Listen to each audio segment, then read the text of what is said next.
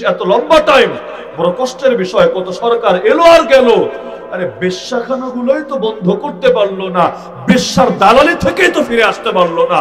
কত বড় লজ্জার ব্যাপার যে স্বাধীনতার 53 বছর পরে সেও আজও পর্যন্ত বেশ্যাখানা খোলা থাকে এই সংখ্যাগরিষ্ঠ মুসলমানের দেশে, এই মসজিদের দেশে, এই মাদ্রাসার দেশে, এই লক্ষ লক্ষ মাহফিল হয় যেই দেশে, ওই দেশের মধ্যে এখনো পর্যন্ত লাইসেন্স দিয়ে, পুলিশি প্রটোকল দিয়ে এই মাদকের আড্ডাখানা, জুয়ার আড্ডাখানা, পতিতালয়গুলোকে সরকার পালে, সরকার পালে।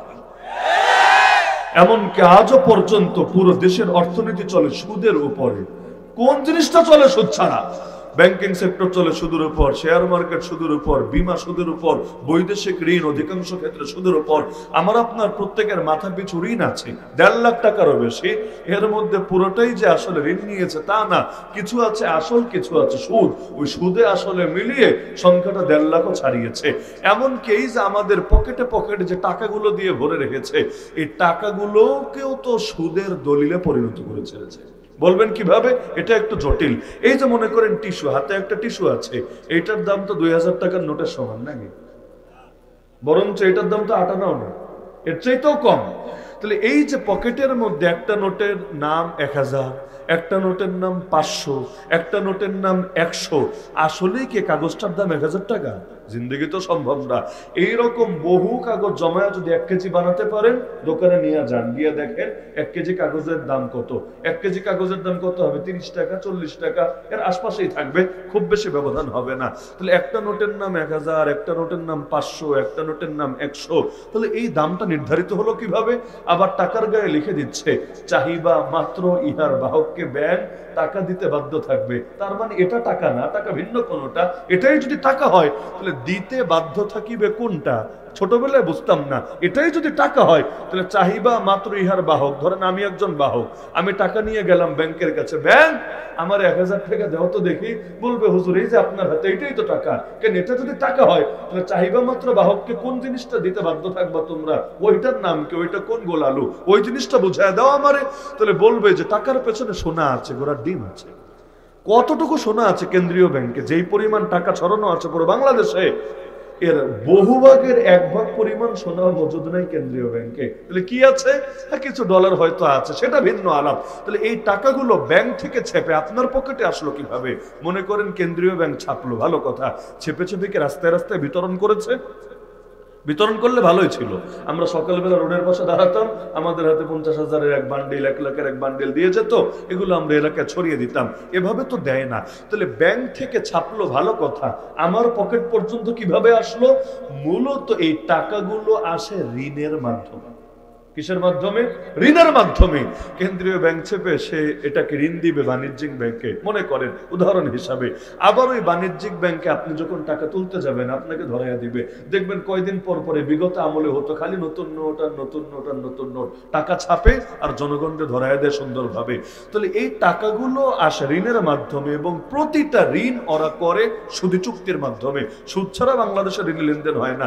এই যে সরকারি চাকরি যারা করেন, মাসে মাসে টাকা কেটে রাখে, আবার যখন আপনারা পেনশন পান, মানে চাকরি থেকে রিটায়ার্ড করেন, এটাকে তো দেয় সঙ্গে আরো অতিরিক্ত দেয়। অতিরিক্তটাকে ওদের বাপ দাদার জমি বেচে দেয়? এটা তো সম্ভব না। তাহলে অতিরিক্তটা আসলো কোত্থেকে?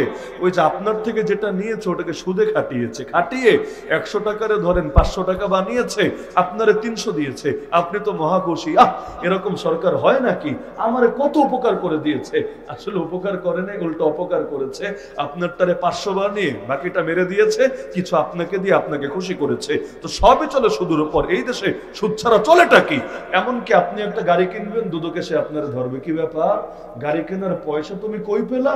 বহুত বড় লোক এমন আছে বাংলাদেশে, 1 2 না, 1000 না, লাখ লাখ আছে, যাদের নিজের পয়সা থাকার পরও ব্যাংক থেকে লোন নিয়ে গাড়ি কেনে, ব্যাংক থেকে লোন নিয়ে ফ্ল্যাট কেনে। কিসের জন্য? যাতে করে দেখাতে পারে আমি তো ভাই ফকির, আমি তো ভাই মিসকিন। এই যে আসলে লোন নিয়ে আমি জিনিসটা কিনেছি, লোন নিয়ে আমি সংগ্রহ করেছি, অথচ এর চাইতে বেশি টাকা হয়তো আর বালিশের চিপায় ওর ঘরের বিভিন্ন চিপায় চাপায় আছে। সিস্টেমটাই এমন নষ্ট করেছে। ক্রেডিট কার্ড আপনি নেন ব্যাংক থেকে, অফার আর অফার, বিমানের টিকিট কাটবেন সেখানেও অফার, এটা করবেন সেখানেও অফার, ওটা করবেন সেখানেও অফার। আপনি সুদি চুক্তিতে জড়ান, আপনার জন্য অফারের শেষ নাই। আর আপনি হালাল তরিকায় করতে চান, আপনার ঝামেলা শেষ নাই। আমেরিকায় একটা বাসা ভাড়া নিতে যাবেন, যদি ক্রেডিট কার্ড থাকে আপনার আলাদা করে সিকিউরিটি মানিও দিতে হবে না, আপনার আলাদা করে কোনো পেরেশানিও করতে হবে না। আর ক্রেডিট কার্ড নাই আপনার, আপনি যাবেন বাসা ভাড়া নিতে, এই পরিমাণ সিকিউরিটি মানি লাগবে, ওর জন্য আপনার কিডনি বেচতে হবে, কিডনি বেচে তারপর আপনাকে সিকিউরিটি মানি দিয়ে বাসা নিতে হবে। তার মানে সিস্টেমটাই ধীরে ধীরে এমন করে ফেলছে, সুদ না খায়া যাবেনটা কোথায়? ক্যাশলেস সোসাইটি বানাতে চায়, মানে নগদ টাকা পয়সা নিয়ে ঘুরতে হবে না, সব মোবাইলে টিপ দিলে আর কার্ড ঢোকায় দিলেই হবে। ভালো কথা, কিন্তু এগুলোর মধ্যে যাদের পকেটে পকেটে মোবাইল আছে আর বিকাশ আছে, আপনাদের প্রতিটা বিকাশে নিয়মিত চেক দিয়েন, দেখবেন কয়েক মাস পর পর আপনার অজান্তে সুদে শেয়ার হয়ে গেছে। প্রতিটা বিকাশে সুদ অ্যাড হয়, প্রতিটা বিকাশে। যারা ম্যানুয়ালি অফ করে নিয়েছেন, কাস্টমার কেয়ারে কল দিয়ে বা নির্দিষ্ট তরিকা অনুসরণ করে, তাদের সুদ আসবে না। বাকি শুধু পকেটের মধ্যে যারা বিকাশ রেখেছেন, আপনারাও সুদখোর। যদি 1 টাকা খান, যদিও 2 টাকা খান, যদিও 8 আনা খান, সুদ তো সুদই। ওই 8 আনার আযাব আর গজব জাহান্নামে সওয়ার ক্ষমতা আছে নাকি? তাহলে এই যে পুরো সমাজটাকে সুদ দিয়ে ভরে দিল, কোন সুদ? যেই সুদের 70 গুনার সর্বনিম্ন গুনাহ নিজের আপন মায়ের সাথে জিনা করা। যেই সুদখোরের বিরুদ্ধে আল্লাহ যুদ্ধের ঘোষণা দিয়েছেন সূরা বাকারায়, ফাইল্লাম তাফআলু ফাআযানু বিহারবিন মিনাল্লাহি ওয়া রাসূলি, বান্দা যদি সুদ ছাড়তে না পারিস, আল্লাহ এবং তার রাসূলের পক্ষ থেকে যুদ্ধের ঘোষণা শুনে নে। ওই সুদ দিয়ে পুরো বাংলাদেশটাকে ভরে দিয়েছে। তাহলে পুরো দেশ যদি সুদ দিয়ে ভরে যায়, গজব যখন আসবে খালি সরকারের উপর আসবে, তাই না? নাকি সবার উপরে আসবে? ব্যক্তিগত পাপের কারণে ব্যক্তিগত গজব আসে, জাতীয় পাপের কারণে জাতীয় গজব আসে। আর সুদ এমন একটা অভিশাপ, আরে যতই বৈষম্য বিরোধী আন্দোলন করেন, যতই রক্ত দেন, যতই সংগ্রাম করেন, কোন দেশের অর্থনীতিতে যদি সুদ থাকে আর সেটা রাষ্ট্রীয়ভাবে প্রতিষ্ঠিত হয়ে যায়, জিন্দেগিতেও ওই দেশে বৈষম্য দূর হবে না, হওয়া সম্ভব না। সুদ মানেই হলো অর্থনৈতিকভাবে বৈষম্য বাড়তেই থাকবে আর বাড়তেই থাকবে আর বাড়তেই থাকবে। পুঁজিপতি যারা, ওরা শুধু বড়লোক হতেই থাকবে আর হতেই থাকবে। আর গরিব যারা, ওরা আগের চাইতে আরো গরিব হবে, আরো গরিব হবে, আরো গরিব হবে। আপনারা যারা টাকা জমান, কষ্ট করে জমায় না, অনেকে জমায়, জমালেও কত আর হয়, মাটির ব্যাংকে জমান, এমনি জমান। আমরা তো আর ওই 2 নম্বর তরিকা নাই, ওই সচিবের বউর মতো যে 2 টাকা, 1 টাকা, 10 টাকা, 20 টাকা জমায় নাকি কয়েকশো কোটি টাকা হয়ে গেছে। ওই রকম আলাদিনের চেহারা অথবা ম্যাজিক আসলে নাই আমাদের কারো হাতে। জমালেন, ভালো কথা, 1 লাখ জমালেন, 2 লাখ জমালেন, 10 লাখ জমালেন। মজার বিষয় কি জানেন? আজ 2024 সালে 17 নভেম্বর 10 লাখ টাকা দিয়ে যা করতে পারবেন, 2025 সালের একই দিনে তা করতে পারবেন। টাকা কিন্তু আগেরটাই, টাকা চোরেও নেয় নাই, ডাকাতেও নেয় নাই, কিন্তু দেখবেন অটোমেটিক আগের বছর 10 লাখ দিয়ে যা পারতেন, এই বছর 12 লাখ দিয়েও তা পারা মুশকিল হয়ে যাচ্ছে। এই যে সরকার চেঞ্জ হলো, ভালো কথা, সবাই খুশিতে লাফাচ্ছেন, ভালো কথা। মাত্র 100টা দিন গেল, দ্রব্যমূল্যের দাম তো খুব কমেছে, তাই না? যদিও এটা বর্তমান সরকারের ব্যর্থতা আমি বলি না, কারণ সিস্টেম আগ থেকে এমন ভাবে পচিয়ে রাখা হয়েছে, এটা লাইনে ফিরতে বহুত সময় লাগবে। আর এদেরও ব্যর্থতা নাই তাও বলবো না, এদেরও আছে, আর আগেরটাও সঙ্গে অ্যাড হয়েছে। তো দেখা গেল এখন থেকে 1 বছর আগে যেই বেতন পেতেন, বেতন হয়তো এখনো তাই পান। অন্তত আপনাদের বেতন বাড়লেও মসজিদের ইমামের খবর নেন, মাদ্রাসার হুজুরের খবর নেন, মসজিদের মুয়াজ্জিনের খবর নেন। হুজুরদের বেতন কয় বছর পর পর বাড়ে জানেন? আদৌ বারে কিনা এটার খবর রাখেন? এখনো বাংলাদেশে এমন মসজিদ আছে যেখানে মুয়াজ্জিন সাহেবের বেতন 5,000 টাকা।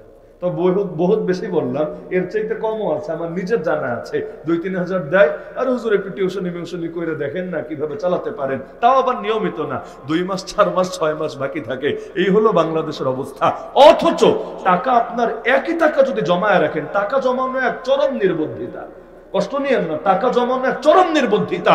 কারণ এই সমাজটাই এমন, এক সময় স্বর্ণ মুদ্রা ছিল, রৌপ্য মুদ্রা ছিল, কাগজের নোট ছিল না। ওই সময় টাকা জমালে 100 বছর জমালেও লস ছিল না। কেন? এই টাকার যদি বাজারে অচল হয় তাও সমস্যা নেই, এটাকে গলায়া অলংকার বানায় ফেলবে, এটাকে স্বর্ণের দোকানে নিয়ে বিক্রি করে দিবে। স্বর্ণের দাম তো খালি বাড়ে আর বাড়ে, কমতে কয়বার দেখেন জীবনে? তো কাগজের নোট প্রতিদিন দেখবেন আগের দিনের চাইতে একটু মান কমে গেছে, আরেকটু কমে গেছে, আরেকটু কমে গেছে, কমে যাচ্ছে আর যাচ্ছে। একটা লোক মনে করেন 1 কোটি টাকা জমিয়ে রেখেছে 10 বছর আগে, আর আরেকজন লোক 1 কোটি টাকা দিয়ে জমি কিনেছে। আমারে বলেন তো আসলে কে লাভে আছে? বিশ্বাস হয়তো সবার। কে লাভে আছে? কেন? ওই জমি 1 কোটি দিয়ে কিনেছে, এখনই এই 10 বছরের মধ্যে দেখা যাবে 2 কোটি 3 কোটি টাকা হয়তো দাম হয়েছে। অত যদি নাও হয় 1.5 কোটি 1 কোটি 80 তো কম গিয়েছে। আর যে আল্লাহর বান্দা 1 কোটি জমিয়েছে, ওর টাকায় তোর বাচ্চা দেবে না, নাকি টাকাও প্রেগনেন্ট হবে? এই সম্ভাবনা তো আর নেই। ওর টাকায় তোর বাচ্চা দেবে না, টাকা যেমন ছিল তেমনই আছে, তেমনই থাকবে। অথচ 10 বছর আগে এটা দিয়ে যা করতে পারতো, আজকে তার ধারে কাছেও করতে পারবে না। এই যে শুভঙ্করের ফাঁকি চলছে, এটা তো সাধারণ মানুষকে বুঝতেও দেয় না। কারণ সাধারণ মানুষ বুঝলে ওদের ভণ্ডামি থাকবে না। ওরা লোভ দেখায়, ওরা উন্নয়ন দেখায়, ওরা উন্নতি দেখায়। অথচ আল্লাহর কসম করে বলতে পারি, যেই দেশে সুদ থাকে, সুদ চলে, ওই দেশে টাকাওয়ালাদের লাভ, পুঁজিপতিদের লাভ, বড় বড় শিল্পপতিদের লাভ, ব্যবসায়ীদের লাভ। আমার আপনার মতো সাধারণ মানুষের কোনো লাভ নাই। পুরোটাই লস, পুরোটাই লস, পুরোটাই লস। এমন কই ব্যাংকে যারা টাকা জমান, ব্যাংকে জমান যে আমার লাভ দিবে, কয় পার্সেন্ট দিবে, বছরে কয় পার্সেন্ট দিবে, তাও একটু হিসাব মিলাই দেখেন। আমি শুধু আপনাদের বিবেকের কাছে প্রশ্নটা রাখছি, যারা ব্যাংকে এফডিআর করে রাখেন না অনেকে, বিশেষ করে পেনশনে যাওয়ার পর এত টাকা দিয়ে করবে এটা কি ভাবে, শুধু ব্যাংকে রেখে দেয়, মাসে মাসে যা আসবো এটা দিয়ে সংসার চলবে, আর মূল টাকার জায়গায় থাকলো। কিন্তু মজার বিষয় কি জানেন, প্রতি বছর যদি আপনারা দেয়, মনে করেন 2% দিল, দেখবেন বাজারে দ্রব্যমূল্যের ঊর্ধ্বগতি 4% হয়ে গিয়েছে। মানে আপনার কাছে মনে হচ্ছে যে আমার তো 2% লাভ হয়ে গেল, আসলে আপনার মূল থেকেও 2% লস হয়ে গেছে। এটাই হলো তিক্ত বাস্তবতা। সুদ দূর করা দরকার নাকি দরকার না? গোটা বাংলাদেশের 95% মানুষের হাতে অত টাকা নাই, বাকি 5% মানুষের হাতে যত টাকা আছে। এই যে যেই পরিমাণ টাকা পাচার হয়েছে বিগত 16 বছরে, ওইগুলা লিখতে জিরো কয়টা দিতে হবে মাথায় ধরে? খালি শুনে দেখেন যে মোট কত টাকা পাচার হয়েছে। বড় বড় ফিগাররা বাদ দেন, এক একটা পাতি নেতা, কারণ প্রধানমন্ত্রী কি পাচার করেছে এটা এখনো কেউ জানে না, বা আদৌ তার কোন অ্যাসেট কোথায় কি করেছে না করেছে জানে না। এক একটা পাতি নেতা বুঝেন, ওয়ার্ড পর্যায়ে, ইউনিয়ন পর্যায়ের নেতা পর্যন্ত এমন পাচার করেছে, হঠাৎ শুনলে মাথায় হ্যাং মারে। মানে এটা লিখতে আসলে শূন্য কয়টা লাগবে?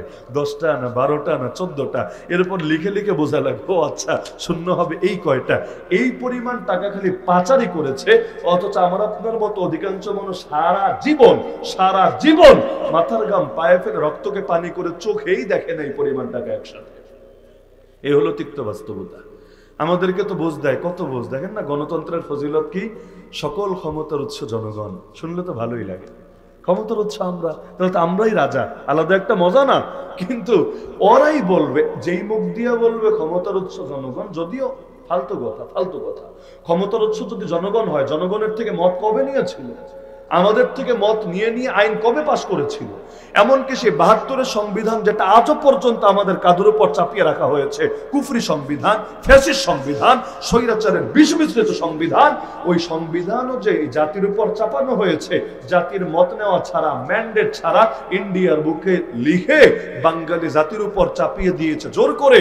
এমনকি প্রথম পৃষ্ঠা খুললেই দেখবেন মুক্তিযোদ্ধারা নাকি মুক্তিযুদ্ধ করেছে 4 উদ্দেশ্যে। কি? ধর্মনিরপেক্ষতাবাদ, সমাজতন্ত্র, গণতন্ত্র, জাতীয়তাবাদ। এখনো আপনাদের কিশোরগঞ্জে খুঁজলে মুক্তিযোদ্ধা পাওয়া যাবে না? একজনও নাই? বহুত আছে। এক একজনকে গিয়ে, আমার কথা বাদ দেন, এক একজনকে গিয়ে জিজ্ঞাসা করবেন, আঙ্কেল বা দাদা, আসলেই কি সমাজতন্ত্রের জন্য যুদ্ধ করেছিলেন? আসলেই কি ধর্মনিরপেক্ষতাবাদের জন্য যুদ্ধ করেছিলেন? কারণ সংবিধানে তো এটা বলা আছে। আপনারাই বলেন দেখি, দেখবেন কি জবাব আসে। অধিকাংশ বলবে, ভাতিজা বা নাতি, সমাজতন্ত্র কি তাই তো বুঝি না, ধর্মনিরপেক্ষতাবাদ কোন হালুয়া তাই তো চিনি না। এগুলো আমাদের উপর জোরপূর্বক চাপিয়ে দেওয়া হয়েছে, নাম ব্যবহার করা হয়েছে। আগে যখন এয়ারপোর্টে নামতাম, ঢাকা এয়ারপোর্টে, যেই দেশ থেকে আসেন না কেন, ঢুকলে প্রথমে লেখা থাকতো ওয়েলকাম টু মুজিবস বাংলাদেশ। আলাদা একটা মজা লাগতো, ওয়েলকাম টু মুজিবস বাংলাদেশ। মানে বাংলাদেশ হলো মুজিবের বাংলাদেশ, আমার বাংলাদেশ না, আপনার বাংলাদেশ না, কিশোরগঞ্জবাসীর বাংলাদেশ না, পিরিজপুরবাসীর বাংলাদেশ না, মুজিবস বাংলাদেশ। মুজিব ল্যান্ড নাম দিয়ে দিলে আরো সুন্দর হতো। মুজিব বাংলাদেশ বলতে একটু কঠিন লাগে, মুজিব দেশ বা মুজিব ল্যান্ড এটা দিয়ে দিলে আরো সহজ হতো। তো এই যে একদিকে বলা হলো সকল ক্ষমতার উৎস জনগণ, মানে জনগণ যা চায় তাই হবে, এটাই তো কথা। জনগণ কবে পতিতালয় চেয়েছে পারলে বলু করা? জনগণ চেয়েছে নবীর পরে নবী নাই, সংসদে আইন চাই। এই যে এতকাল ধরে চাচ্ছে, আজও পর্যন্ত আইন করলো না কেন? নবীর পরে কেউ নবী হবে না, হতে পারে না। যারা বিশ্বাস করবে নবীর পরে কোন নবী আছে, তারা আর যাই হোক কোন মুসলমান হতে পারে না। যদি এই আইনটা ওরা করতো, তাহলে কাদিয়ানীদের আইডি কার্ডে মুসলমান লেখা থাকতো না, পাসপোর্টে মুসলমান লেখা থাকতো না। ওই মুসলিম পরিচয় ধারণ করে ওরা মানুষকে ধোঁকা দিয়ে দিয়ে মুসলমানের মেয়েকে বিয়ে করতে পারতো না, ওরা হজে যেতে পারতো না, ওমরায় যেতে পারতো না। কারণ মুসলমান ছাড়া কারোর জন্য ও বৈধই না। মক্কায় যাবে, মদিনায় যাবে, আরব উপদ্বীপে প্রবেশ করবে। কিন্তু এই সরকারগুলোর এই ফাইজলামের কারণে, এই ভণ্ডামির কারণে, এই ধোঁকাবাজদের সহযোগিতার কারণে আজও পর্যন্ত কাদিয়ানীরা যায় পবিত্র মক্কায়, পবিত্র কাবায়, পবিত্র বাইতুল্লাহ, এমনকি রওজায়ে আতহারে। এর চাইতে বড় লজ্জা গোটা জাতির জন্য কি হতে পারে? যা চায় তা দেয় না, যা চায় না তা দিয়ে রেখেছে। পতিতলায় কে চেয়েছে? গোটা বাংলাদেশে 18 কোটি মানুষ থাকলে 1%ও চায় নাই। বিশ্বাস করেন, 1%ও চায় নাই। গুটি কয়েক হাউন আঙ্কেল চাইলেও চাইতে পারে। ওগুলো সব জায়গায় 2টা-4টা থাকে ডিস্টার্ব। এগুলোর হলো ওই পতিতলায় থাকলে সুবিধা, লিঙ্ক ভাইরালের ভয় নাই। পতিতলায় থেকে লিঙ্ক ভাইরাল হয় নাকি? হয় না। এই ভয় নাই, ওদের জন্য এটা নিরাপদ জায়গা পায়। আর বাইরে কামটাম করলে 2 দিন পর পর ভাইরাল হয়ে যায়। বিগত আমলে কত বড় বড় আর্মির অফিসার, বিভিন্ন গোয়েন্দা বাহিনীর কর্মকর্তা, এমনকি কোন কোন সচিব, এমপি, মন্ত্রী পর্যন্ত হানি ট্র্যাপে ফেসে গিয়েছে। মানে বিদেশে গিয়েছে, হোটেলে থেকেছে, রাতের বেলা মনোরঞ্জন আর দেহরঞ্জনের ব্যবস্থা করা হয়েছে। রঞ্জন বৃত্তি শেষ করে সকালে যখন উঠেছে, গোসল করে ফ্রেশ হওয়ার পর তারে জানায় দেওয়া হয়েছে, রাতের বেলা যা করেছো সব গোপন ক্যামেরায় এইচডি ভিডিও মজুদ আছে। এখন কি এটা পাবলিশ করব না আমাদের হয়ে কাজ করবা? ক্লিয়ার বলো। কে চায় পাবলিশ হোক? মানুষজন তো পুরোই যাবে, এমনকি বিবি বাচ্চাও তো যাবে, এলাকায় পারবে না মুখ দেখাতে। বলে না না, যেই কাজ দিবা সেই কাজ করতে রাজি। এভাবে ব্ল্যাকমেইলের শিকার হয়ে কতজন যে গোটা জাতির সাথে গাদ্দারি করেছে, রাষ্ট্রের বড় ক্ষতি করেছে, এমনকি পারলে পুরো দেশটাই বেঁচে দিত ওদের কাছে। তবুও তার লিঙ্কটা সুরক্ষিত রাখতে হবে, তার ভিডিওটা যাতে লিক না হয় এই পথটাকে রাখতে হবে। তো এই টাইপের লোকদের জন্য বড় সুবিধা পতিতলয় খোলা থাকলে। কিন্তু আপনাদের কোনো সুবিধা আছে? যদি পুলিশ দিয়ে ওরা প্রহরার ব্যবস্থা না করতে, আমার তো মনে হয় এক কিশোরগঞ্জের মুসলমানে গিয়ে বাংলাদেশের সব পতিতলয়ের প্রতিটি ইট খুলে নিয়ে আসতো। আরে যেই দেশের মানুষ গণভবনের ফ্রিজের পাঙ্গাস মাছে নিয়ে আসে, যেই দেশের মানুষ পুকুরের মাছগুলোরে পর্যন্ত রাখে না, ওগুলোরে ধরে ধরে নিয়ে আসে, এমনকি বেডরুমের গোপন কাপড় চোপড় পর্যন্ত বাকি রাখে না, এগুলোরে এনে আবার ছবি তুলে তুলে ছেড়ে দেয় ফেসবুকে, তাহলে ওই দেশের মানুষ এই পতিতলায় গুলো রাস্তা রাখবে কেমনে? বিশ্বাস হয়? সবগুলো ইট, সবগুলো টিন খুলে এনে এগুলো বিক্রি করবে বাজারে বাজারে, তবুও পতিতলার অস্তিত্ব রাখবে না বাংলার লোক। যা চায় তা দেয় না, যা চায় না তা দিয়ে রাখে। এটার নাম গণতন্ত্র না, এটার নাম সকল ক্ষমতার উৎস জনগণ না। একদিকে বলবে সকল ক্ষমতার উৎস জনগণ, আর একদিকে তারাই লেখে গণপ্রজাতন্ত্রী বাংলাদেশ। লেখে না প্রজাতন্ত্রী বাংলাদেশ। প্রজা তো বোঝেন, আগেকার যুগের গল্প পড়তে গেলে রাজা আর প্রজার নামগুলো পাওয়া যায়। আচ্ছা, রাজা ছাড়া কি প্রজা হয়? স্বামী ছাড়া কি বউ হয়? তা রাজা ছাড়া প্রজা হয়? তাহলে যদি বাংলাদেশটা প্রজাতন্ত্র হয়, প্রজাকে? বাংলাদেশ যদি প্রজাতন্ত্র হয়, প্রজাটাকে আর রাজাটাকে? বলবেন হুজুর আমরাই প্রজা, ওরা রাজা। তা আমরা যদি প্রজা হই, সকল ক্ষমতার মালিক আমরা হলাম কেমনে? সকল ক্ষমতার মালিক তো তারা। এর চাইতে মজার পয়েন্ট আছে। প্রেসিডেন্টের বাংলা জানি কি? কেউ জানেন না? প্রেসিডেন্টের বাংলা কি? সবাই বলেন বাংলা কি? রাষ্ট্রপতি। যেমন জনাব শাহাবুদ্দিন চুপ্পু সাহেবের পদ কি? রাষ্ট্রপতি। পতি মানে কি? আচ্ছা আমি সহজ করে দিই। অনেক মহিলাকে বলা হয় পতিভক্ত। শোনেন নাই জীবনে? অনেক মহিলারা কি বলে? পতিভক্ত। এবার বলেন তো পতি মানে কি? মাশাআল্লাহ সবাই জানে। পতি মানে স্বামী, পতি মানে জামাই, পতি মানে হাজবেন্ড। রাষ্ট্রপতি মানে রাষ্ট্রের হাজবেন্ড। এটাই তো রাষ্ট্রপতি মানে কি? রাষ্ট্রের স্বামী। তিনি যদি রাষ্ট্রের স্বামী হন, রাষ্ট্রের বউকে? অথবা রাষ্ট্রের বউ বাদ দেন, মানে পতির বউটাকে। পতি যদি থাকে পত্নীও তো থাকবে। তিনি পতি মানলেন, তাহলে পত্নীটাকে? পত্নী আপনারা। অর্থ তো এটাই দাঁড়াচ্ছে, তিনি একা পতি। আমরা তো রাষ্ট্রপতি না, নাকি? আমরা রাষ্ট্রপতি, তিনি একা পতি, তাহলে বাকি সবাই পত্নী। এত পত্নী নিয়ে সংসার করবে কেমনে? 4 বিয়া করলেই তো ঘাম ছটে মাথা থেকে। আর যদি 18 কোটি হয় পত্নী, আর একটা মাত্র মাল হয় পতি, আর পরে তো দুনিয়া অস্তিত্বই খুঁজে পাওয়া যাওয়ার কথা না। এখন বলতে পারেন হুজুর স্বামী মানে মালিক, স্বামীর একটা অর্থ আছে মালিক, তাহলে পতি মানে স্বামী, স্বামী মানে মালিক, মালিক মানে রাষ্ট্রের মালিক তিনি। ভালো কথা। তিনি যদি রাষ্ট্রের মালিক হন, আমরা কি? তিনি যদি রাষ্ট্রের মালিক হন, আমরা কি? আমরা কচুরিপানা, আমরা গোলাম, আমরা দাস, আমরা ভৃত্য? কেন পাগল? একটু আগে না বললি সকল ক্ষমতার মালিক আমরা? তো সকল ক্ষমতার মালিক যদি আমরা হই, তুমি রাষ্ট্রপতি হলা কেমনে? প্রশ্ন আসে না কি আসে না? এগুলোকে অযৌক্তিক মনে হচ্ছে আপনাদের কাছে? তাহলে যেই সংবিধানে বলবে সকল ক্ষমতার উৎস জনগণ, ওই সংবিধানে রাষ্ট্রপতি শব্দ থাকবে, ওই সংবিধানে গণপ্রজাতন্ত্রী থাকবে, তো ভাই আগেরটা মানবো না পরেরটা মানবো? সকল ক্ষমতার উৎস জনগণ হলে আমরা না রাজা, তাহলে তোমরা আবার কি? আর যদি বলো তোমরাই রাষ্ট্রপতি আর আমরা হলাম প্রজা, এটা প্রজাতন্ত্র, এখানে জনগণ যা বলবে তা হবে, তাহলে তোমরা কি? প্রশ্ন তো আসবে। তাহলে আগেরটা সত্য না পরেরটা সত্য? একটা সত্য হলে অপরটা মিথ্যা। কিসের গণতন্ত্র? পুরোটাই ভুয়াতন্ত্র, ভুয়াতন্ত্র। আর নাম দেয় গণতন্ত্র, আসলে দিল্লির তন্ত্র। নাম দেয় গণতন্ত্র, আসলে ওয়াশিংটনের তন্ত্র। নাম দেয় গণতন্ত্র, আসলে ইসরায়েলের তন্ত্র। নাম দেয় গণতন্ত্র, সব হলো কাফের মুশরিকদের পাঁচাটা তন্ত্র। আল্লাহর জমিন, আল্লাহর দিনকে বিজয় করা দরকার আছে কিনা? কিসের জন্য দরকার? আমার মতো হুজুরের জন্য দরকার, আপনার মতো তালেবুল ইলমের জন্য দরকার, শুধু তা না, বরঞ্চ মানুষকে মানুষ হিসাবে দুনিয়ায় যাতে স্বাধীনভাবে বাঁচতে পারে, সব জুলুম, সব দুঃশাসন থেকে যাতে নিরাপদ থাকতে পারে, এর জন্যই আল্লাহর দ্বীনের কোনো বিকল্প নয়। কারণ আল্লাহর দ্বীন মানে আল্লাহর দেওয়া প্রেসক্রিপশন, আর বান্দার মতবাদ যা আছে বান্দার দেওয়া প্রেসক্রিপশন। কই আল্লাহ আর কই বান্দা? আল্লাহর বান্দার মধ্যে যেমন তুলনা চলে না, আল্লাহর দ্বীন আর বান্দার দ্বীনের মধ্যেও তুলনা চলতে পারে না। তাহলে আজকের দিনে আমাদের সবচাইতে বড় করণীয় কি? আমাদের সবচাইতে বড় করণীয় হলো ইসলাম প্রতিষ্ঠার জন্য ঐক্যবদ্ধ হওয়া। কত দল এলো আর গেল, কত তন্ত্রমন্ত্র দুনিয়াবাসী চোখে দেখলো, কখনো সমাজতন্ত্র, সোভিয়েত ইউনিয়ন 70 বছর সেই মূলা দেখালো, আবার এরপর চীন রাশিয়া পর্যন্ত সমাজতন্ত্রের আগের মোড়ক চেঞ্জ করে নিত্য নতুন ভার্সন আনতে বাধ্য হলো। ধর্মগুলো পর্যন্ত পরিবর্তন হলো। এই খ্রিস্ট ধর্ম, এই হিন্দু ধর্ম, আজকের রূপ আর 100 বছর আগের রূপ এক না। নিয়মিত পরিবর্তন আর পরিবর্তন হচ্ছে, সবাই ফেল মারছে, কিন্তু একমাত্র ইসলাম, একমাত্র কোরআনই এমন, আলহামদুলিল্লাহ সুম্মা আলহামদুলিল্লাহ, যা আজও পর্যন্ত অপরিবর্তিত আছে এবং কিয়ামত পর্যন্ত অপরিবর্তিত থাকবে। অপরিবর্তিত থাকা সত্ত্বেও সমস্ত সমস্যার সমাধান লুকিয়ে আছে এর মাঝে। সুতরাং আমাদের জন্য এখন একটাই কাজ হওয়া দরকার, এই জমিনের বুকে ইসলাম প্রতিষ্ঠার জন্য ঐক্যবদ্ধ হওয়া। পারবেন তো ইনশাআল্লাহ?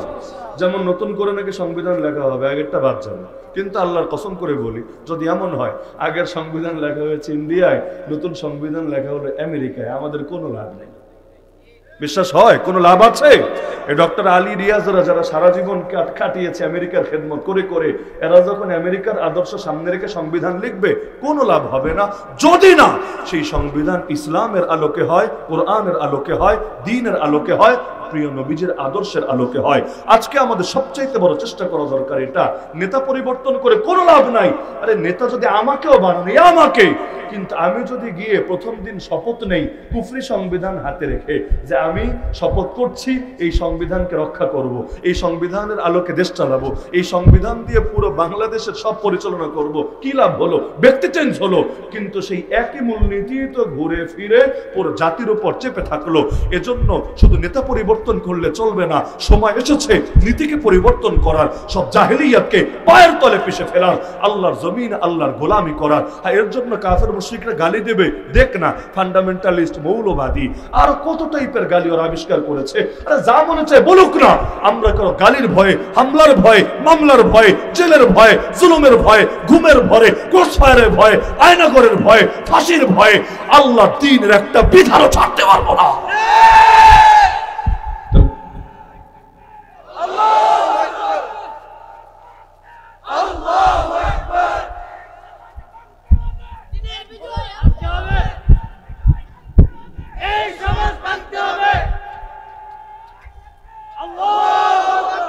মূলত সমাজ ভাঙতে হবে না, সমাজ ব্যবস্থা ভাঙতে হবে। সমাজ ভেঙে দিলে তো আমাদের পিঠে ভেঙে যাবে। সমাজ থাকবে, সমাজ ব্যবস্থাটারে পাল্টে দিতে হবে। রাষ্ট্র ভাঙতে হবে না, রাষ্ট্র ব্যবস্থারে ভাঙতে হবে, মানে সিস্টেমটারে চেঞ্জ করতে হবে। পুরা যদি আমাদেরই ভেঙে দেন, তাহলে কবরস্থানের উপরে কি দিন কায়েম করবেন নাকি? তো সুতরাং যে যেই ধারার হন, যে যেই এলাকার হন, যে যেই মতের হন, আমি আশা রাখি এই কথায় তো দ্বিমত থাকার কথা না। সুতরাং আসেন, হাইয়া আলাল সালাহ, হাইয়া আলাল ফালাহ শুনলে যেমন দলাদলি থাকে না, এখন সময় এসেছে হাইয়া আলাল জিহাদ, হাইয়া আলা ইকামাতিদ দ্বীন, হাইয়া আলা শাহাদা, এই ক্ষেত্রে আমাদের দ্বিমত থাকা উচিত না। আল্লাহু আকবার। এতদিন বলেছি মসজিদে, আল কোরআনের আলো জ্বেলেছি ঘরে ঘরে, এবার আল কোরআনের আলো পার্লামেন্টেও জ্বলতে হবে। আল কোরআনের আলো, আল কোরআনের আলো সবগুলো কোর্টের ভেতরেও জ্বলতে হবে। আল কোরআনের আলোয় গোটা বাংলাদেশকে আলোকিত করে তুলতে হবে। সব জায়গায় ইসলামের বিজয় গাথা গাইতে হবে, কালেমার পতাকা সমুন্নত করতে হবে। তবে ইনশাআল্লাহ সব বৈষম্য, সব অশান্তি, সব জুলুম, সব অন্যায়, সব বিশৃঙ্খলা দূর হবে। রব্বুল আলামিন আমাদের সবাইকে তৌফিক দান করুন।